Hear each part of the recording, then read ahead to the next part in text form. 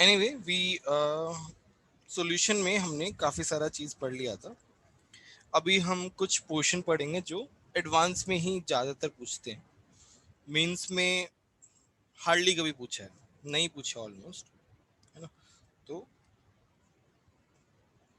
हम वो टॉपिक्स पढ़ लेते हैं। पहला जो टॉपिक है that is ऑस्टवाल्ड walker experiment.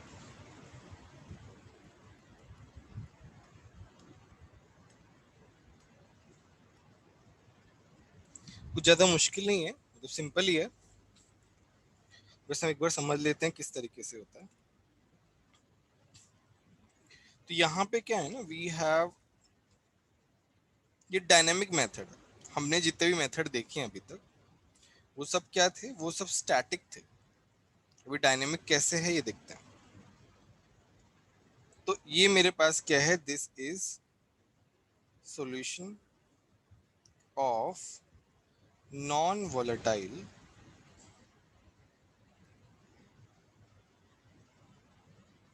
Solute with solvent.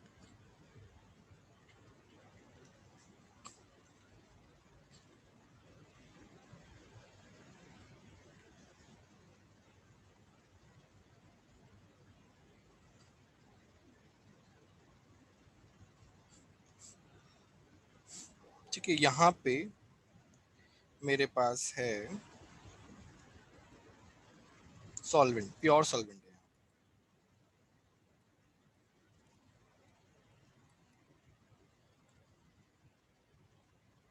यहाँ पे मेरे पास क्या है, गार्डेड ट्यूब है।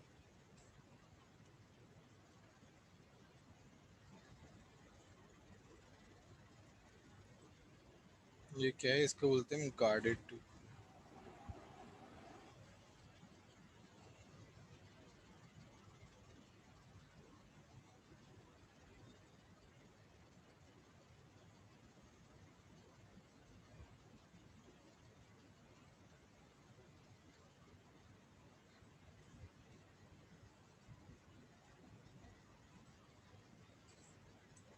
इसमें डिहाइड्रेटिंग एजेंट रहता है। क्या रहता है, डिहाइड्रेटिंग एजेंट।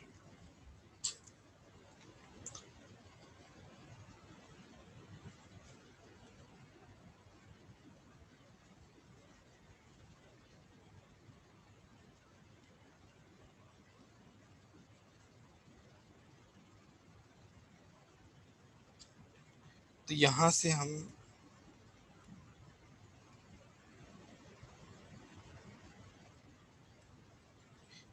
हम क्या करते हैं, ड्राई एयर पास करते हैं। क्या पास करते हैं, ड्राई एयर।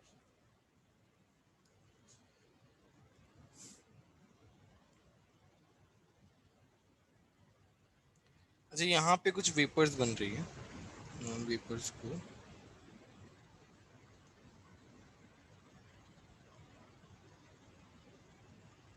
ये क्या है, वेपर्स।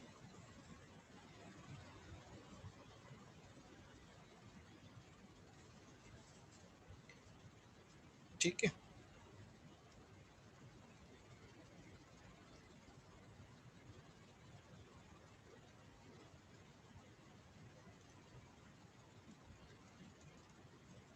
ठीक है, ड्राई एयर पास हो रही है और ड्राई एयर पास होने के बाद यहाँ से ये कनेक्टेड है पूरा।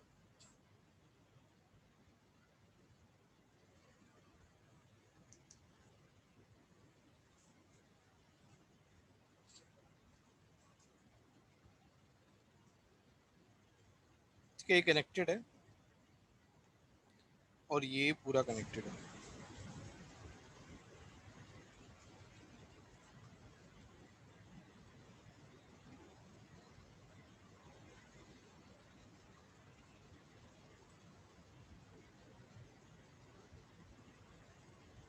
यहाँ से ड्राई एयर पास हो रही है, ये निकल रही है मतलब। यहाँ पे भी क्या है, वेपर्स है।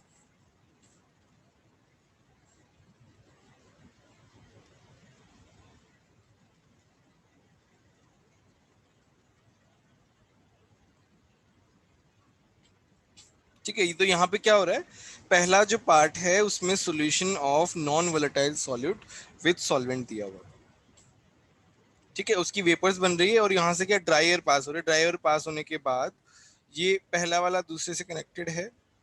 यहाँ पे क्या होंगी, वेपर्स जाएंगी। वेपर्स क्या है, इधर से इधर जाएंगी, मूव करेंगे। यहाँ पे क्या होगा, यहाँ से जाएंगे, राइट। तो ये इस तरीके से आपस में कनेक्टेड है। अभी इसका वर्किंग क्या होता है, इसमें क्या हो रहा है, सब कुछ समझाएंगे। पहले एक बार इसका हमने कंस्ट्रक्शन समझ लिया है, किस तरीके से एक्सपेरिमेंट किया जाता है। ठीक है, अभी धीरे धीरे सारी चीजें समझ में आएंगी। ये नोट डाउन कर लो सब लोग। अच्छा, पीएस जो है वो मेरा क्या है, वेपर प्रेशर ऑफ सॉल्यूशन है। पी नॉट क्या है, vapour pressure, pure vapour pressure of solvent.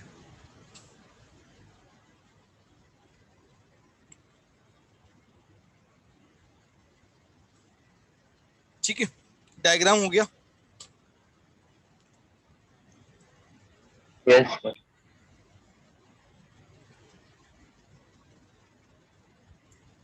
ठीक, मैं इसका थोड़ा थ्योरी पार्ट लिखा देता हूँ, फिर प्रोसीजर लिखाता हूँ क्या होता है। It is a dynamic method, it is a dynamic method to measure vapor pressure of solution, vapor pressure of solution and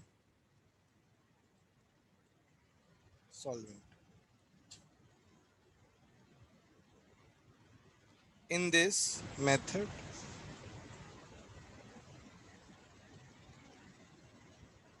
dry air is is passed through solution, then solvent,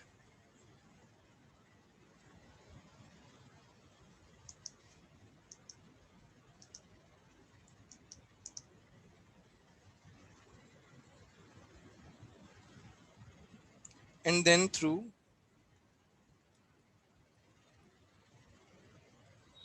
drying agent. Drying agent कौन कौन से होते हैं, H2SO4 है, E2O5 है, CaCl2 है, like this। ठीक है, ये प्रोसीजर हो रहा है। सर हाँ हाँ,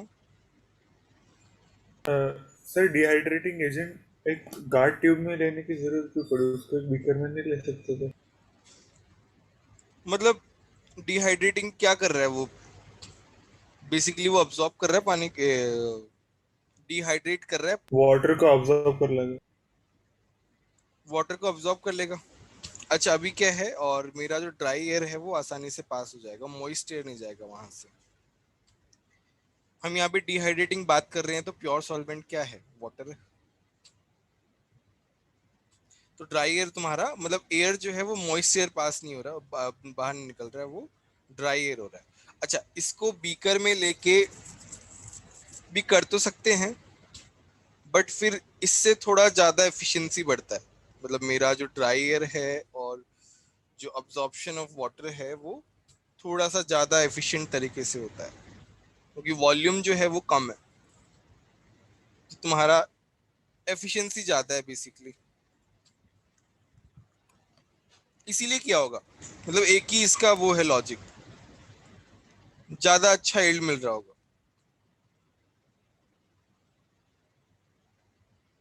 ओके सर।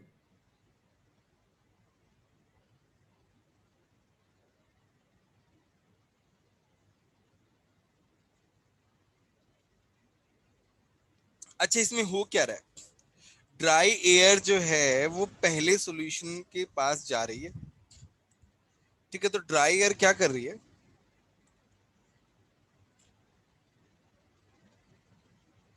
तो ड्राई एयर जो है जब वो पहले वाले सॉल्यूशन के पास जा रही है तो वो क्या करती है, उसकी वेपर्स के साथ सैचुरेट हो जाती है।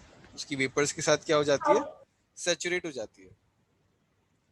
सैचुरेट होने के बाद क्या करती है, वो जो वेपर्स इस जिसके साथ सैचुरेट हो गई है, अब वो क्या कर रहा है, वो 1 से 2 में जा रहा है। जैसे मैं एयर को, चलो ऑरेंज से शो करता हूँ, एयर ऐसे आ रही है, फिर एयर जो है वो मिक्स होके इसके साथ सॉल्यूशन में जा रही है।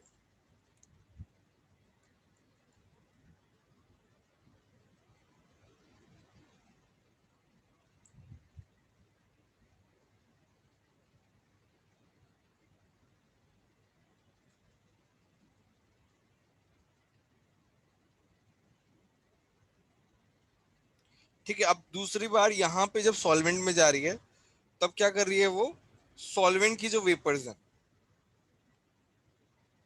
अब क्या करेगी, देखो यहाँ पे जो एयर जो है वो अपने साथ कुछ इसके सॉल्यूशन की वेपर्स लेके आ रही है, और फिर सॉल्वेंट के साथ जो है वो वापस से उसके साथ मिक्स होके, उसकी वेपर्स के साथ मिक्स होके इधर जा रही है, डिहाइड्रेटिंग एजेंट वाले सेक्शन में जा रही है। ये वाला प्रोसेस हो रहा है, और बाद में जो है डिहाइड्रेट क्या कर रहा है, वो पानी को अब्सॉर्ब करके ड्राई एयर को वापस से भेज दे रहा है।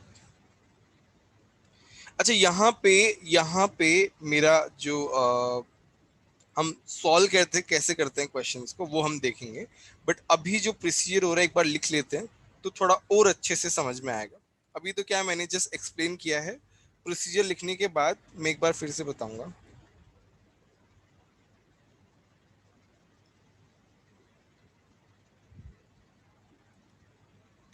तो यहाँ पे क्या है, a current of air,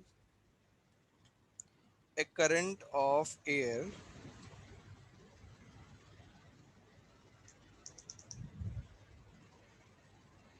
pure dry air is bubbled through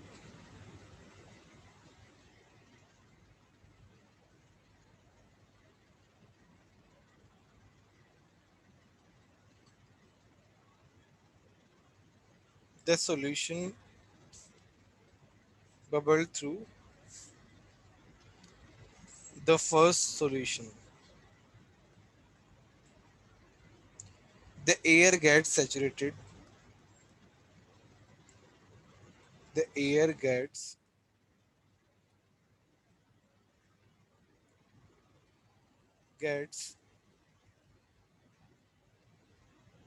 saturated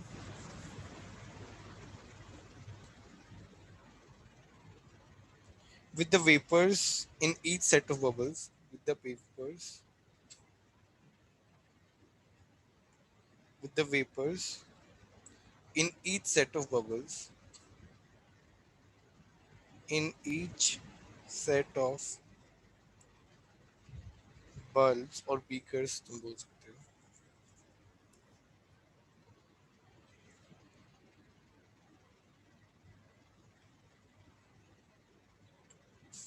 पहले बीकर में क्या होता है, द एयर, हमारी जो एयर है takes up an amount of vapours, takes up an amount of vapors proportional to the proportional to the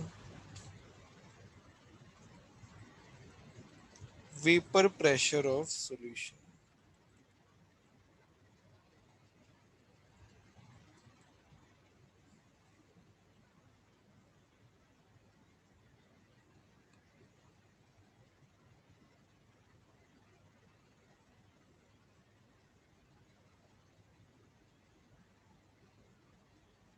तो basically क्या हो रहा है, वो पहले वाले सॉल्यूशन की जो वेपर्स है उसको साथ में लेके दूसरे वाले सॉल्यूशन की तरफ चली गई। तो यहाँ पे क्या लिखा था, air takes up an amount of vapours, जो एयर है वो उतना वेपर्स लेके जा रही है proportional to the vapour pressure of solution first. First solution के वेपर प्रेशर के बराबर होता है, उसके प्रोपोर्शनल है बेसिकली। तो वो जो प्रोपोर्शनैलिटी है वो हम अलग से दिखाएंगे, अभी हम केवल थ्योरी पार्ट पे फोकस कर रहे हैं। And then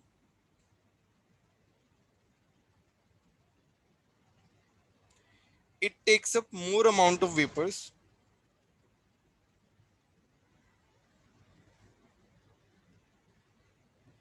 it takes up more amount of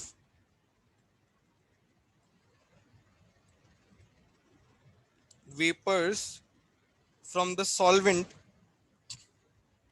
from the solvent which is proportional to, which is proportional to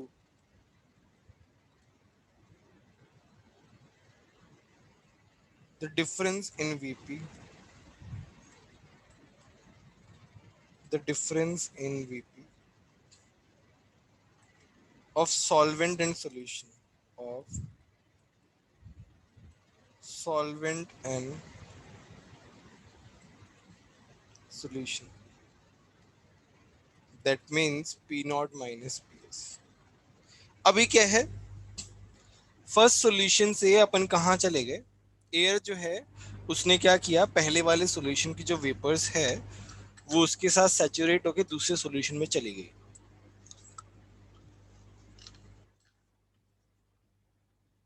तो फर्स्ट सॉल्यूशन ने जो अपना मास लॉस किया वो किसके प्रोपोर्शनल होगा, vapour pressure of the solution होगा। ये वाली बात समझ में आई कि नहीं आई? Yes sir. बाकी लोग बोलो, समझ में आ रहा है कि नहीं आ रहा? सर हाँ यस सर, जो ड्रायर शुरू में अंदर गई और फिर जो लास्ट में जो बाहर आई, सर दोनों की कंटेंट्स अलग अलग है ना? नहीं, लास्ट में सब बराबर कर दिया ना।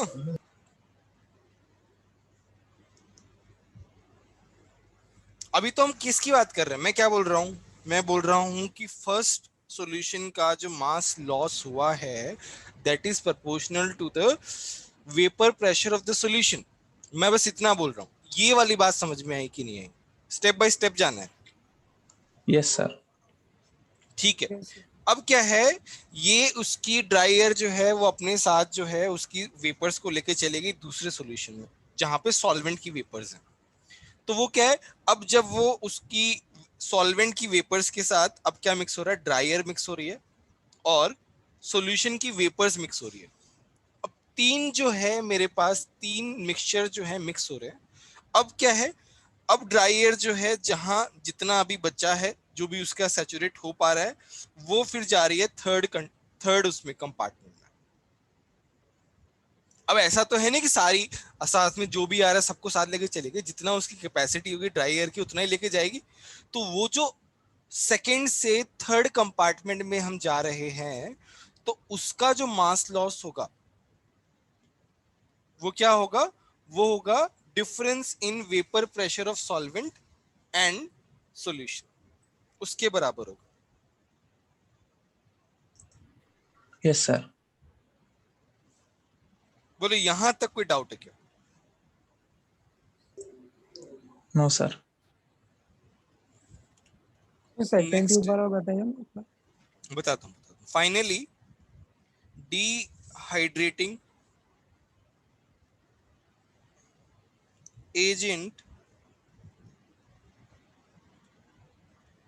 absorbs vapors and dry air is left।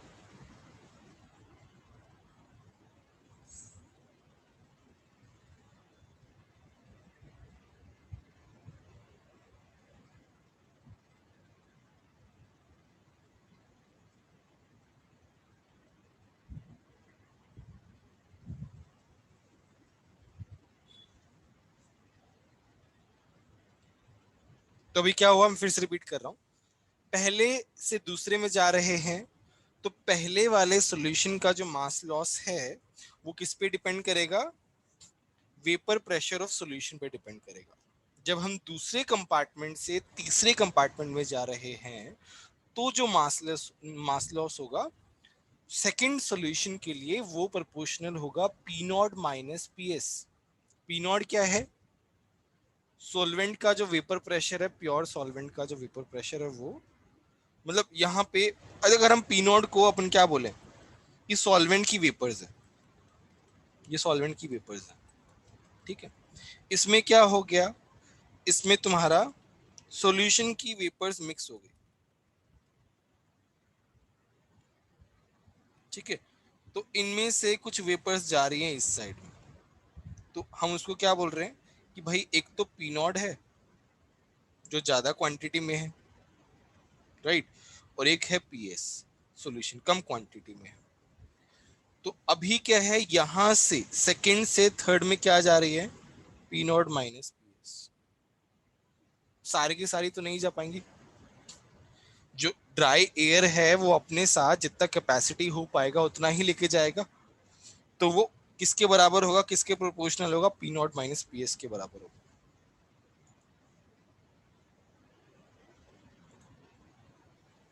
फिर सॉल्वेंट तो दोनों में सेम ही है ना? हाँ सॉल्वेंट तो सेम ही है, बट पहले वाले में नॉन वॉलेट सॉल्वेंट है ना, non volatile, sorry.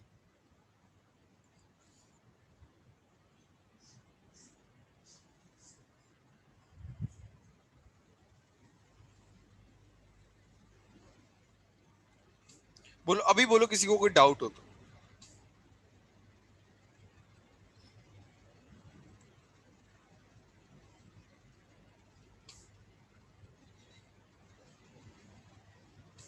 No sir. तो अभी क्या है, loss in mass in this solvent, bulb, पहले तो सॉल्यूशन होगा, सॉल्यूशन बल्ब और beaker is equal to proportional to P S, loss in mass in solvent bulb, P naught minus P S के proportional, loss in mass in both the bulbs, Ps plus P naught minus Ps, P naught।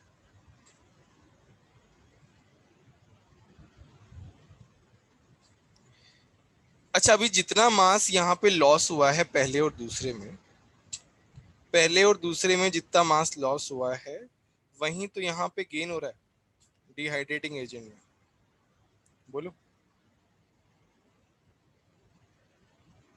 Yes sir. Yes. तो अपन क्या लिखेंगे,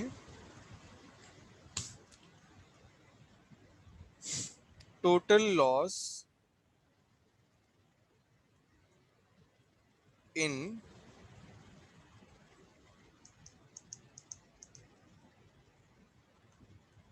mass of both sets of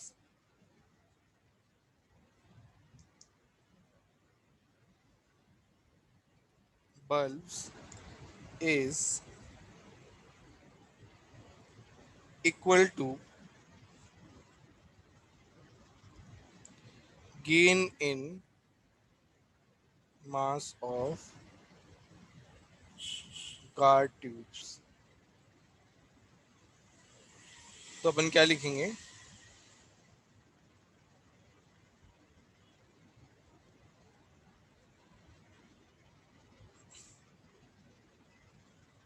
gain in mass of guard tubes proportional to P naught। तो 1 divide by 2 किया हमने, तो हमारे पास क्या आया, loss in mass in solvent bulk upon gain in mass of guard 2 is equal to P naught minus PS upon P naught. ये क्या होता है, ये किसको बोलते हैं, बोलो, relative lowering of vapour pressure. RLVP को। और ये RLVP किसके बराबर होती है, मोल फ्रैक्शन ऑफ सॉल्यूट। और फॉर डाइल्यूट सॉल्यूशन हम क्या बोलेंगे,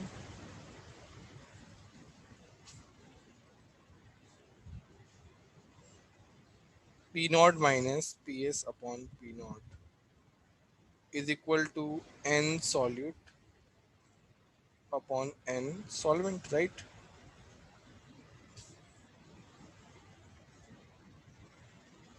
बस ये वाला फॉर्मूला लगेगा इसमें।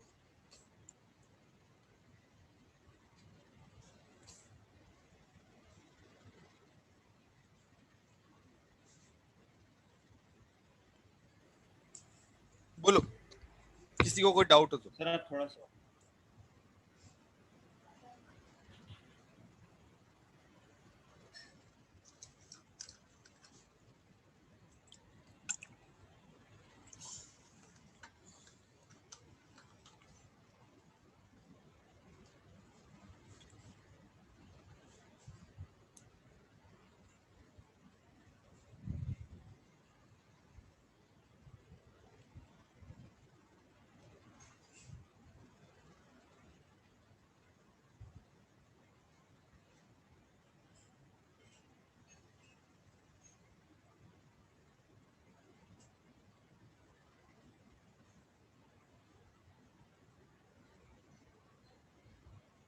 डन, प्रॉब्लम करें हम। Yes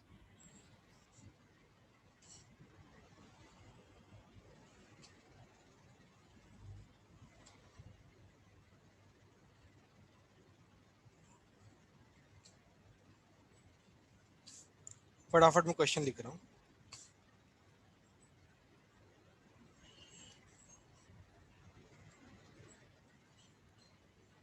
Dry air is passed through bulbs containing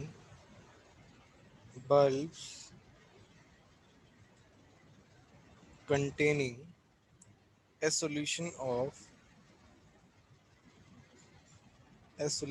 of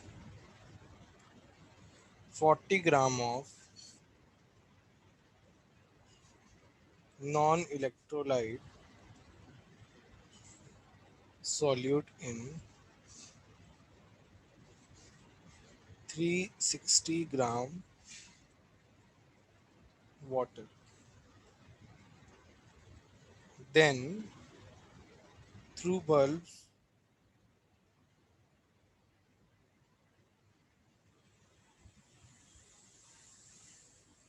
containing pure water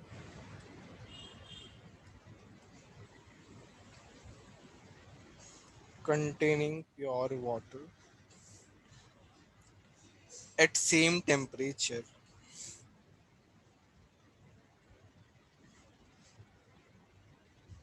and finally through a bulb and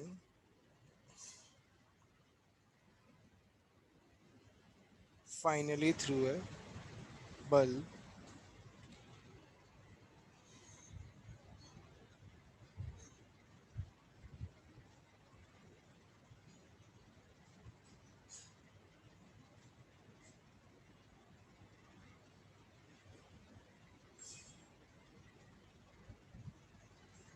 dry air is passed through bulb containing a solution of 40 gram of non-volatile solid in 60 gram water, then through a bulb containing pure water same temperature, finally through a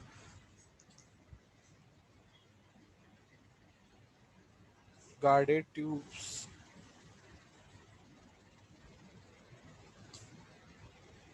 containing H2SO4.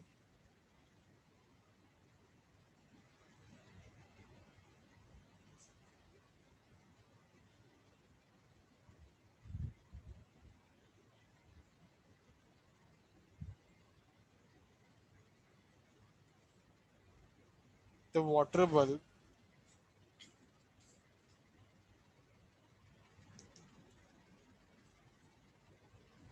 the water bulb lost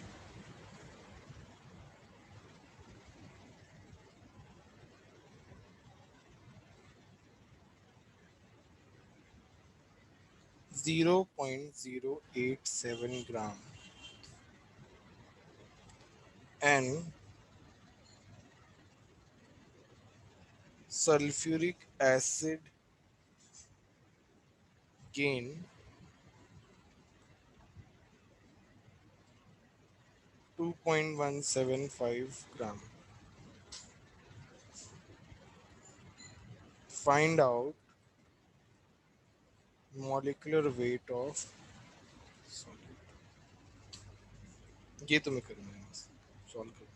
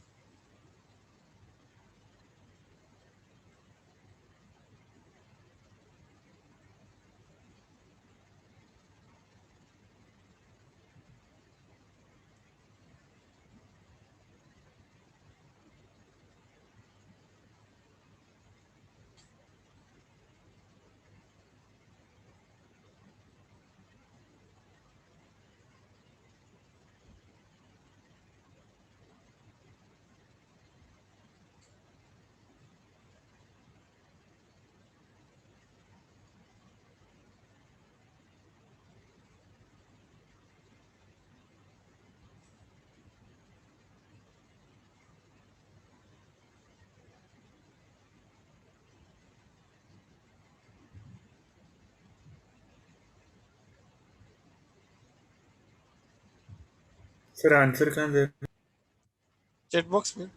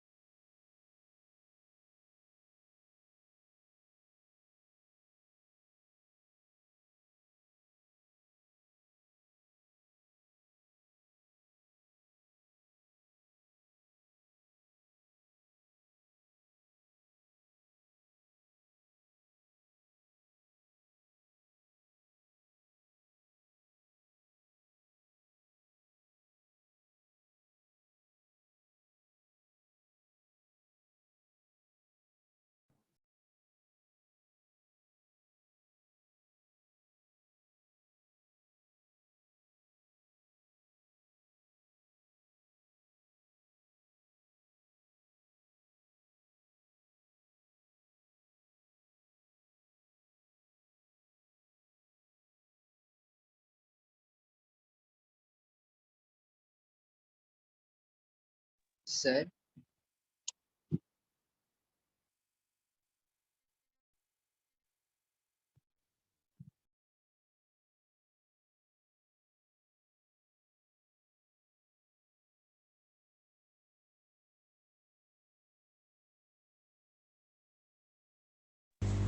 done. Sir किसी ने अभी rejoin किया है तो आप उसको meeting. हाँ क्या हमने, चलो हम लोग देखते हैं इस क्वेश्चन को। खैर क्वेश्चन तो इजी है, बड़ा है बट इजी है।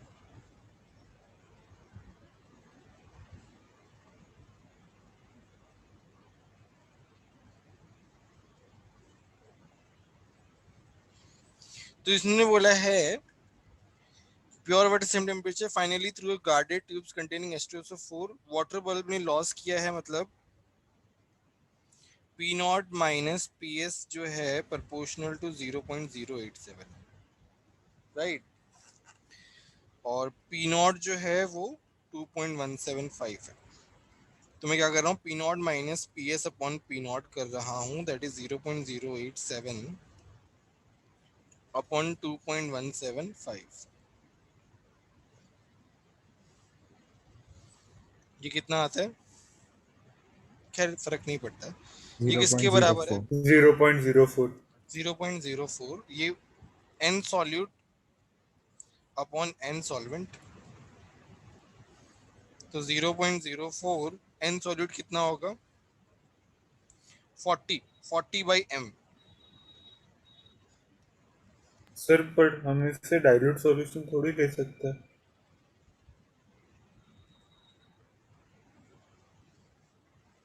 अच्छा तुम बोल रहे हो m कितना आ रहा है उसके ऊपर डिपेंड करेगा, m कितना आ रहा है, 80/96। नहीं यार गड़बड़ कर रहे हो कुछ तो। चलो दोनों तरीके से निकाल लेते 50 हैं, दोनों तरीके से निकाल लेते हैं। ये कितना है 360/18। देखो ना इसकी मोल्स बहुत ज्यादा है यार, 20 मोल्स है। 20 के कंपैरिजन में मान लो उसके एक मोल भी आया तो भी वो हम नेगलेक्ट कर ही सकते हैं ना। 360/18 बहुत ज्यादा है, यहाँ से m आता है 50। अब मैं अगर इसको उस तरीके से करूँ बिना अप्रोक्सीमेट किए, जो कि एक तो बहुत डिफिकल्ट है। सर पहले नंबर ऑफ मोल्स को एंड ले ये लीजिए हो ना। अच्छा ओके समझ गया मैं। चलो मैं इसको एक काम करता हूँ,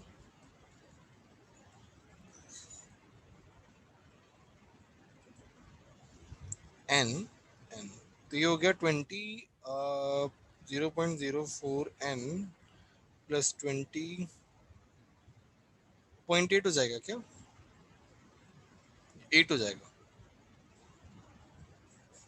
0.8। 0.8 ना, 0.8 इक्वल टू n। तो ये आ जाएगा 0.96 n, 0.8 n कितना आ गया 0.8 अपॉन 0.96, ये हो गया 40/m। यहाँ से m निकालो तो 800/24।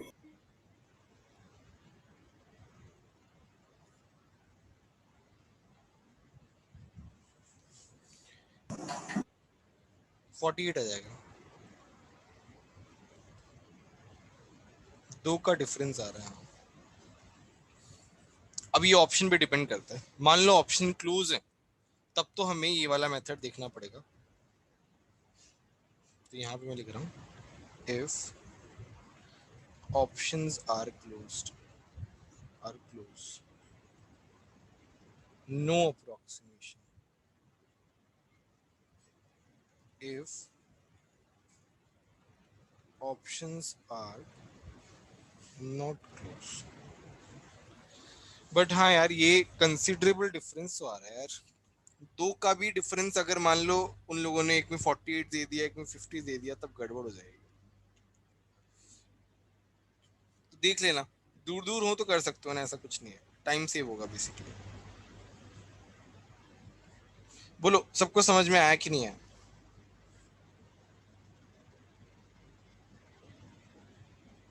किसी को डाउट हो तो Yes. बताओ। Yes sir. देखो इसमें है ना ज्यादा माथापच्ची करने की जरूरत नहीं है, मतलब बहुत ज्यादा दिमाग लगाने की जरूरत है ही नहीं इस एक्सपेरिमेंट में। सिंपल सा ये क्वेश्चन आता है एग्जैक्ट ऐसा, है ना। उसमें थोड़े से मॉडिफिकेशंस और हैं, मतलब ये नहीं कह रहा हूँ कि एक ही टाइप का क्वेश्चन पूछ सकते हैं। देखो यहाँ पे मैंने जो चीजें बताई हैं, ये 3 चीजें, इनको घुमा फिरा के ही बोल सकता है चीजें, या फिर क्वेश्चन का लैंग्वेज चेंज कर सकता है, वो समझना हो सकता है। एक दो क्वेश्चन देखे मैंने, कहाँ पे देखे कोई याद नहीं आ रहा। के.एस. वर्मा के कुछ क्वेश्चंस हैं। एक तो यार मैं, के.एस. वर्मा है नहीं, सब कुछ थोड़ा सा गड़बड़। किसी के पास है क्या के.एस. वर्मा, तुम लोगों के पास?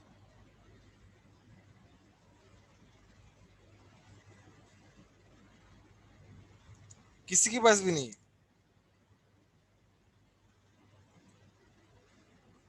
No sir. No, sir. Bhargavi तुमने खरीदी थी ना?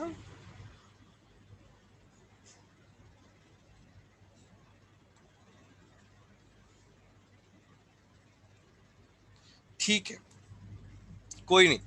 उसमें एक दो क्वेश्चंस थे इसके, और एक दो क्वेश्चंस थे उसमें थे, या कौन सी बुक में थे, जिसमें थोड़ा सा लैंग्वेज अलग करके क्वेश्चन दिया था।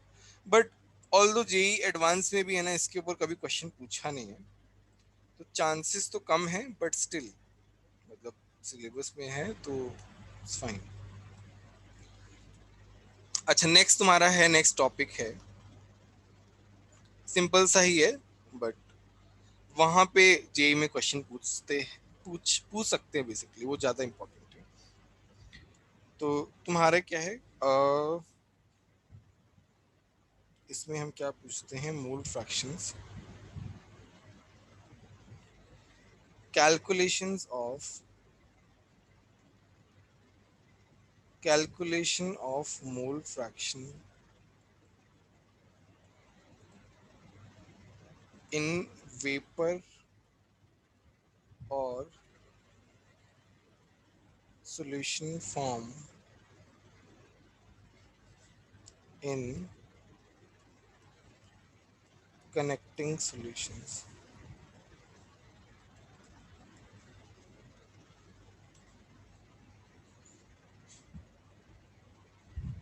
देखो ये कैसे है, इसके ऊपर क्वेश्चन आने के चांसेस हैं। चलो इसमें क्या होता है, डायग्राम जो है वो इम्पोर्टेंट है, तो डायग्राम से समझ में आ जाता है।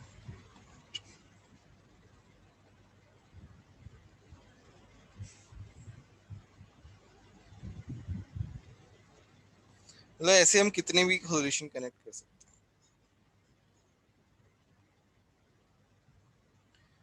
बहुत ज्यादा चांस है टर्म टेस्ट में पूछ सकते हैं इसके ऊपर क्वेश्चंस।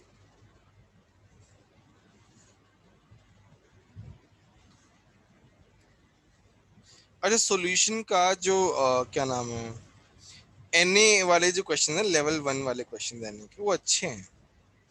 अगर टाइम मिले ना तो वो सॉल्व कर लेना। एनए लेवल 1 सॉल्यूशन का अच्छा है, तो वो सॉल्व कर सकते हो, मतलब रिवीजन के लिए, या फिर प्रैक्टिस करनी हो। बाकी रिवीजन तो मतलब है जो पहले क्वेश्चंस किए वही करने के लिए, बट किसी को मान लो एक्स्ट्रा क्वेश्चंस करने हैं तो तुम नरेंद्र अवस्थी का लेवल 1 कर लो, कॉन्सेप्चुअल है।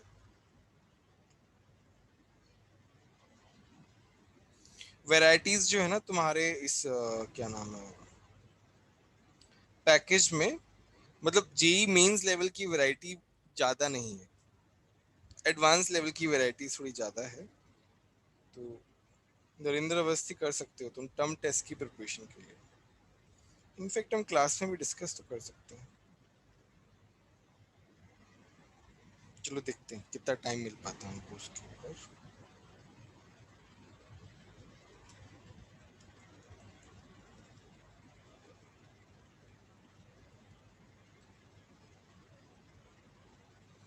ठीक है, ये 3 टाइप के सॉल्यूशन है। ये मेरा है, ये मेरा है फर्स्ट सॉल्यूशन, ये है सेकंड सॉल्यूशन, ये है थर्ड सॉल्यूशन।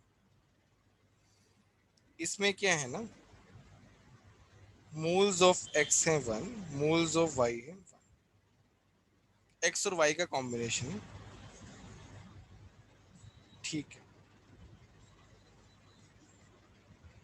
अभी क्या हो रहा है, फर्स्ट का जो सॉल्यूशन है, फर्स्ट का जो सॉल्यूशन है, इसमें क्या हो रहा है, फर्स्ट में जो सॉल्यूशन है उसकी वेपर्स को हम क्या कर रहे हैं, उसकी वेपर्स को हम यहाँ से पास कर रहे हैं और हम उसे कनेक्ट कर रहे हैं, मतलब कंडेंस करके हम दूसरे सॉल्यूशन में लेके जा रहे हैं।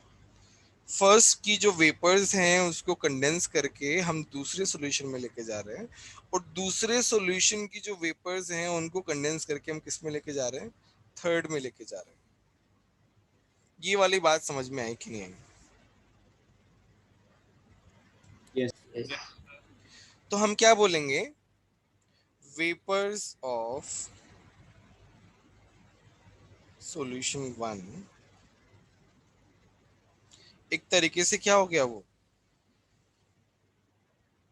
वेपर्स ऑफ सॉल्यूशन 1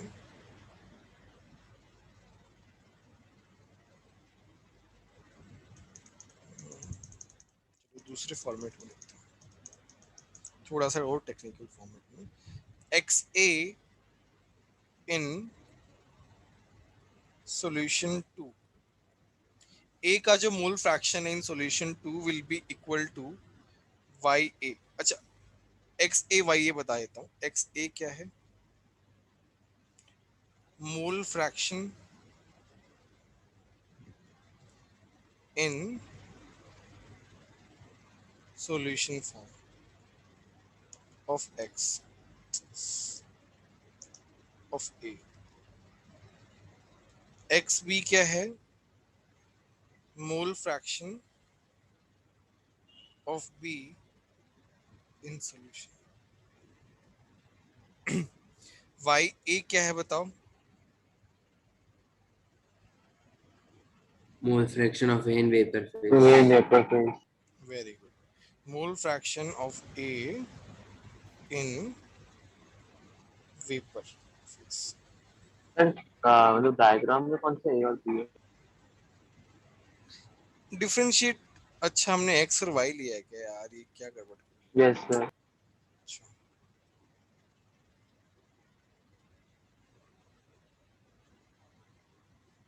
ठीक है। वाई बी क्या है, mole fraction of B in vapour phase. X A in liquid अरे यार, X A in liquid 2 is equal to Y A in solution 1। बोलो ये बात सही है कि नहीं है? यस। और हम क्या बोलेंगे, x A in solution third, वो किसके बराबर होगा,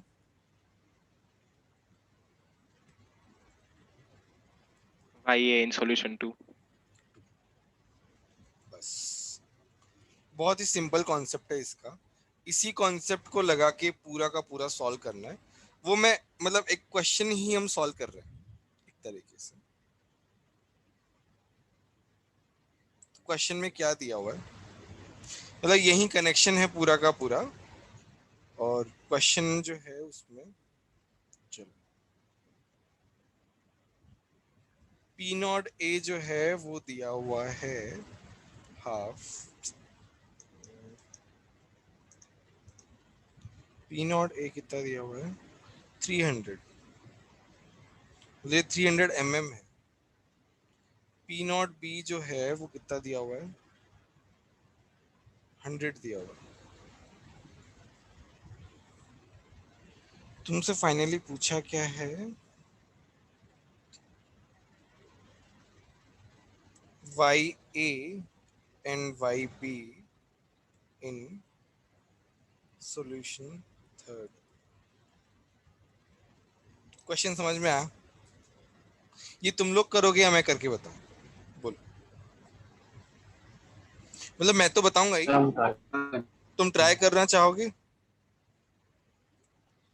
मैंने देखो कॉन्सेप्ट बता दिया है, ये वाला कॉन्सेप्ट यूज होगा। तो मैं 5 मिनट दे रहा हूँ, सॉल्व करो, है ना? नहीं तो मैं तो बताने वाला।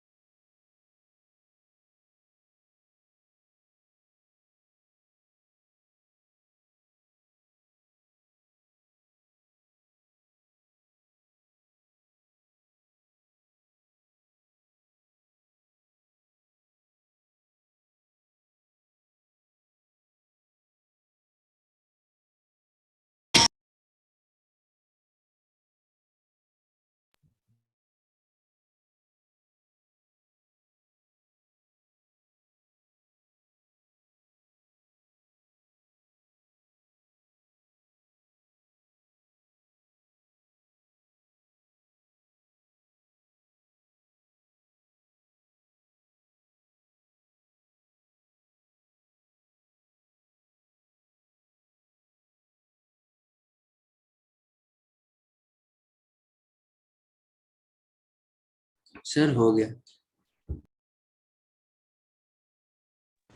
चलो सॉल्व करते हैं फिर। तो मेरे पास क्या है इन सॉल्यूशन 1,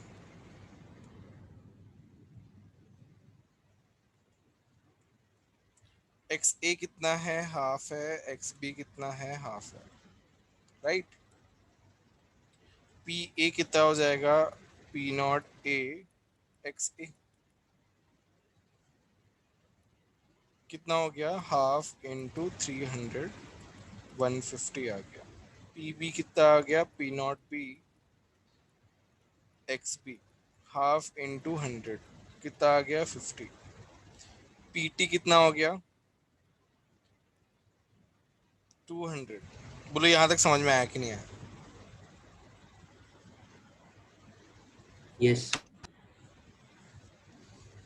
यहाँ से वाई ए क्या आ जाएगा, वाई ए क्या होता है, P A by P T होता है। तो 150 अपॉन 200, 0.75।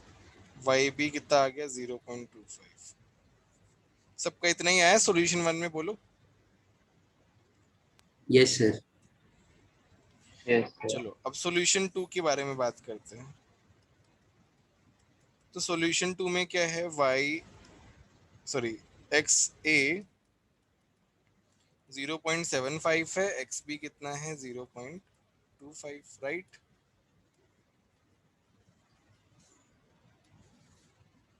तो मेरे पास पी ए क्या हो जाएगा, 300 इंटू 0.75 कितना आ जाएगा ये, बोलो।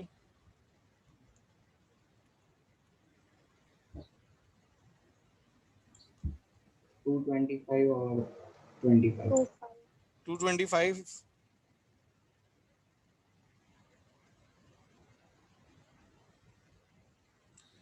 और ये हो जाएगा 25।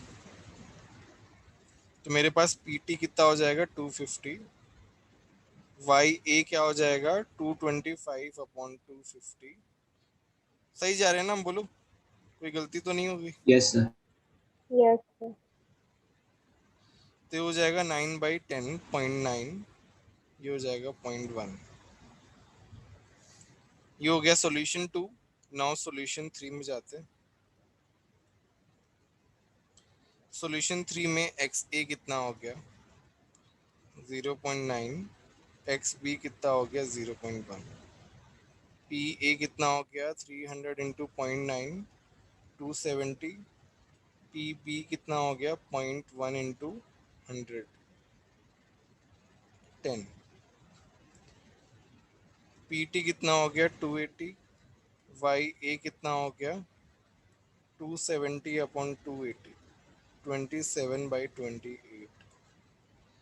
वाई बी कितना हो जाएगा, 1/28। बोलो समझ में आया कि नहीं आया? Yes sir. किसी को कोई डाउट है तो बता दो। सर एक बार आप सेकंड स्टेप पे जा सकते हैं, सॉल्यूशन 2 के स्टार्टिंग में। देख लो एक बार अच्छे से।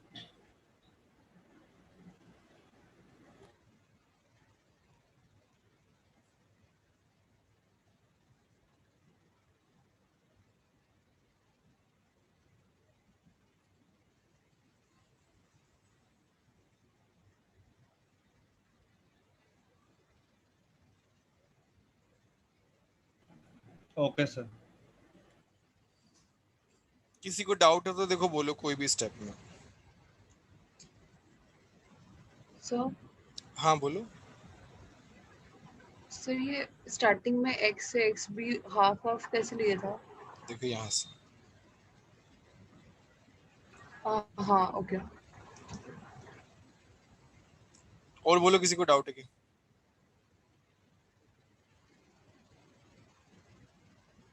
नो।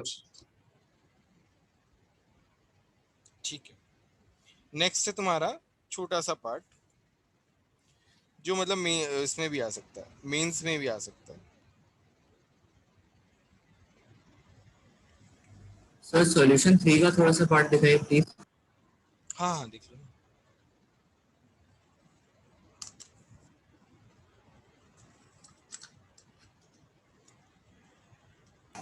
हो गया sir.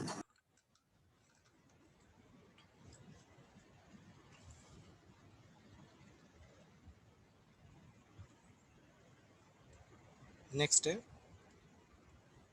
For completely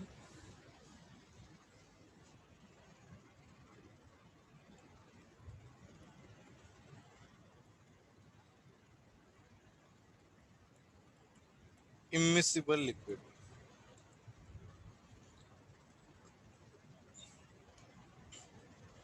JEE Main के लिए भी इंपॉर्टेंट है ना।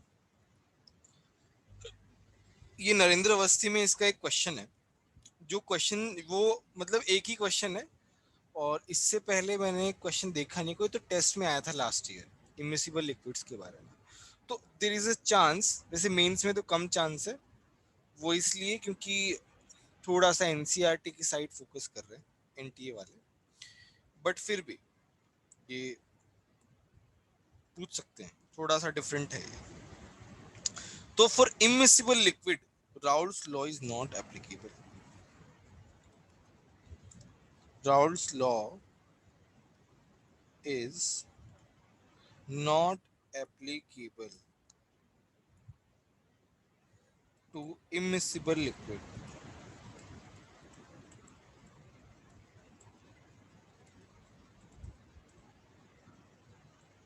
ठीक है। अच्छा, इमिसिबल लिक्विड में हो क्या रहा है, प्रोसेस क्या हो रहा है? तो मेरे पास पहले क्या एक लेयर है इसी सॉल्यूशन की, इमिसिबल है तो लेयर क्या हो जाएंगी, सेपरेट हो जाएंगी, और ये दूसरी लेयर है।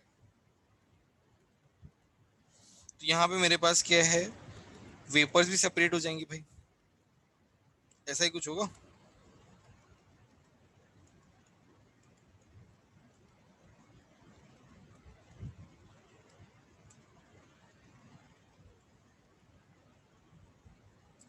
ठीक है, मैं क्या बोल रहा हूँ, ये मेरा क्या है, लिक्विड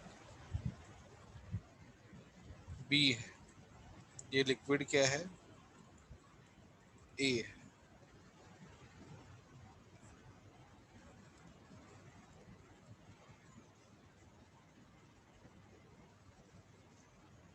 ये लिक्विड ए है, छोटा सा मॉडिफिकेशन कर रहा हूँ,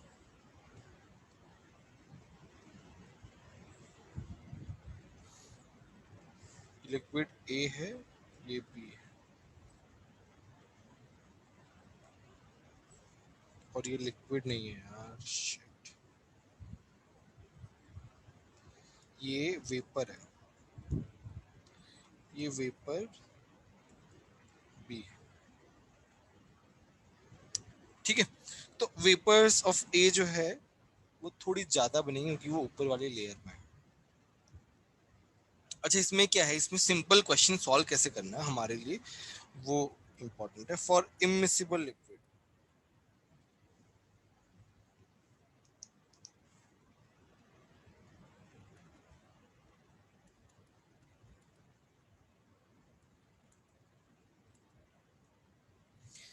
P A equal to P A nought होगा।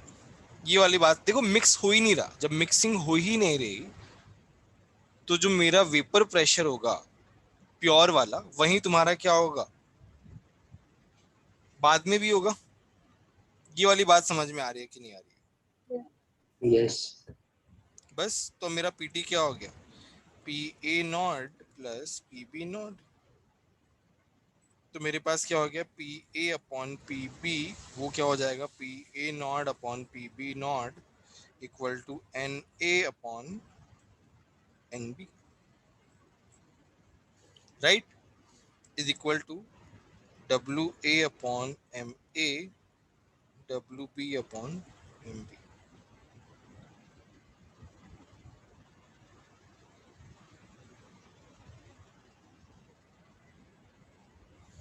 W A and W B जो है वेट, ये वेट है इन वेपर फेस।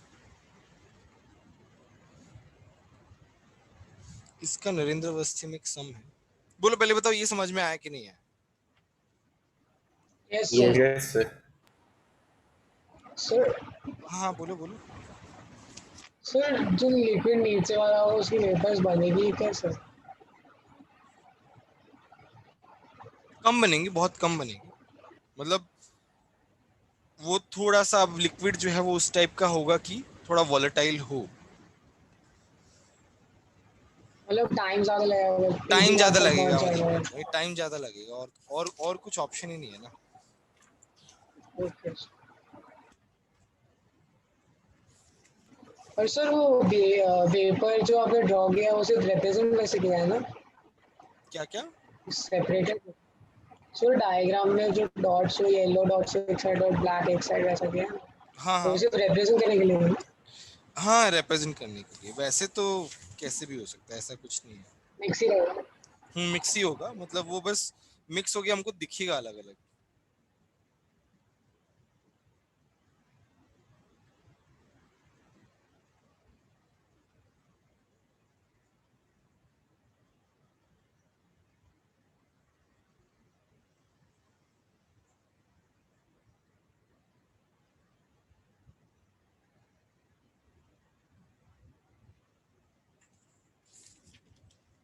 एक मिनट रुको, बस मैं एक क्वेश्चन देख रहा हूँ।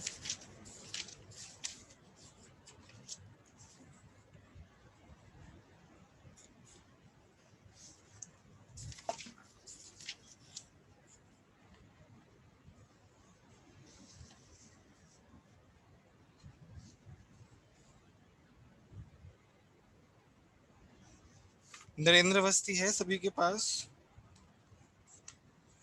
Yes sir. हाँ तो या फिर घर से कर लेना, चलो 2 बज गए हैं, कोई बात नहीं, ये घर से कर लेना। एनए में 39 एंड 40 ये क्वेश्चंस कर लेना। ठीक है, हमारा एक पार्ट और रह गया है एडवांस का, वो हम कल करेंगे, परसों करेंगे मतलब। अच्छा, होमवर्क भी तो देना है तुमको।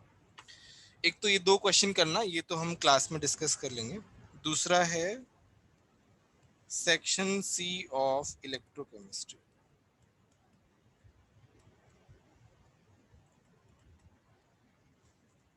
सी के अलावा बी भी दे दो, सी और बी दोनों दे दो क्या? Yes. Yes sir. Yes sir. Yes sir. ठीक है, सी और बी दोनों ही ले लो। ठीक है, सी और बी।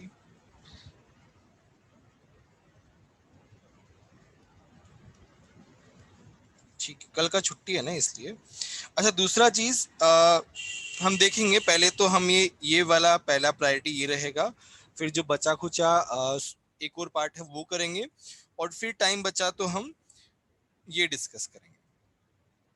ठीक है? सर हाँ हाँ बोलो। सर वो लेवल 2 सॉल्यूशन में डाउट हो तो आपको व्हाट्सएप कर सकते हो, उसका डिस्कशन नहीं हुआ इसीलिए। लेवल 2 पूरा ही डिस्कस नहीं हुआ है? नहीं सर, यस। सिर्फ सेक्शन एफ हुआ था। अच्छा अच्छा, सॉलिड स्टेट कितना हुआ? सर वो पूरा हो गया।